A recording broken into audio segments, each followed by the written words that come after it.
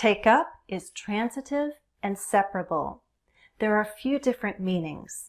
Can you guess from context? Match the meanings to the sentences.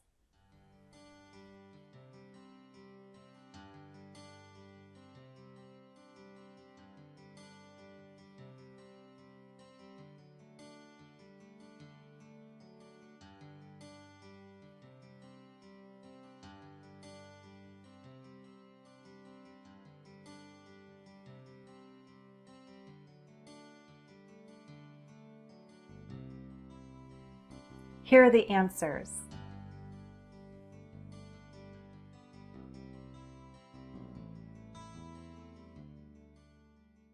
Take up can mean begin. When I took up folk dancing, I began to do it as a hobby. So you can take up a new hobby. But you could also take up a new position, though I think that's a little less common. Personally, I talk about taking on a new position or taking on new duties, but some people use take up in this context. When take up means use, we're referring to space or time. Take up space. Take up time. For example, if cleaning your home takes up too much of your weekend, maybe you should try doing a little bit throughout the week instead of waiting until Saturday and Sunday. Take up can also mean discuss or handle. When there's a problem, you can take it up with someone. Note how we take something up with someone.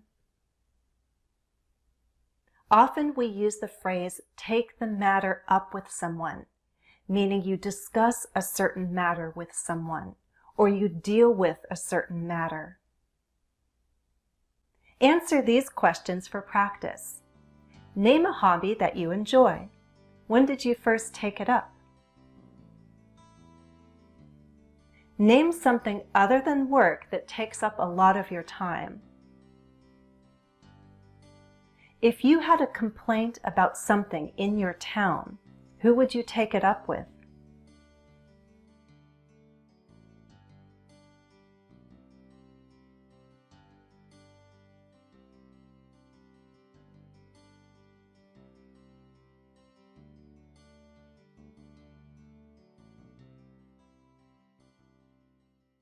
We learned the expression take the matter up with someone. Don't confuse that with take someone up on something. If you take someone up on something, you accept their offer.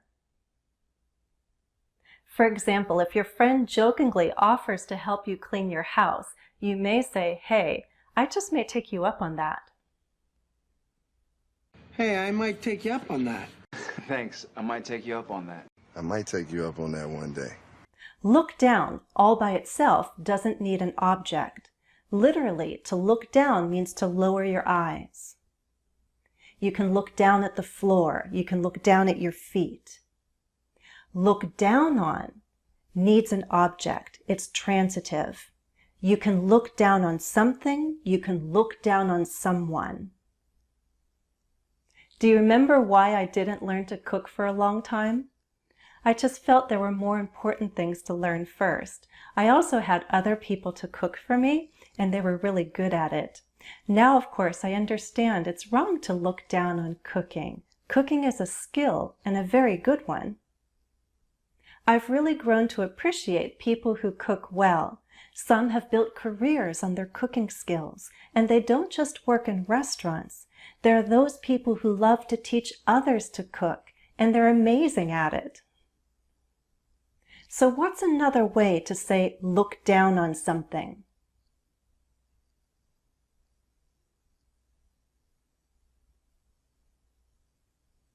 Consider unimportant. If you look down on something, you don't value it. If you look down on someone, you see them as inferior. You don't respect them. So I think at this point you can understand the expression to look down your nose at something or someone. It's the same as simply looking down on someone or something. I'm sick of you looking down your nose at us. Do you look down on me? Here are a couple of questions for you to think about. Why do some people look down on others? Are there groups of people that others tend to look down on? Feel free to share your thoughts on these questions or any of my earlier questions in the comments.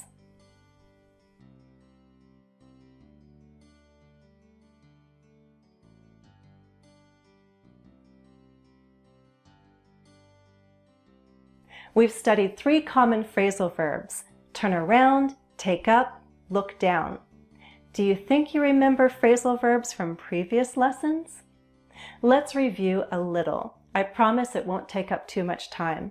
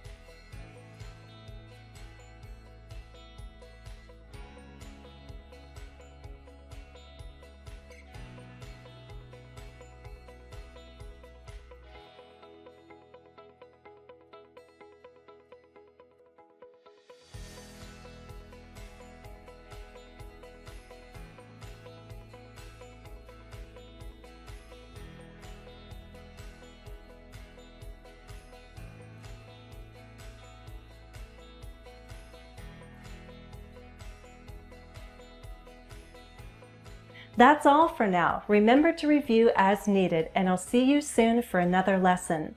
Please like and share the video if you found the lesson useful. As always, thanks for watching and happy studies.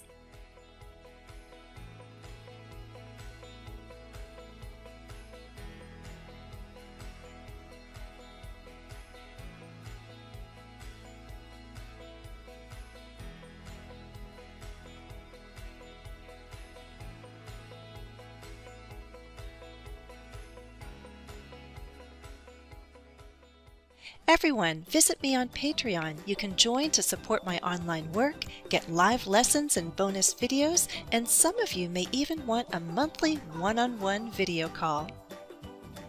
Follow me on Facebook, Twitter, and Instagram. Why not join me on Patreon? And don't forget to subscribe on YouTube.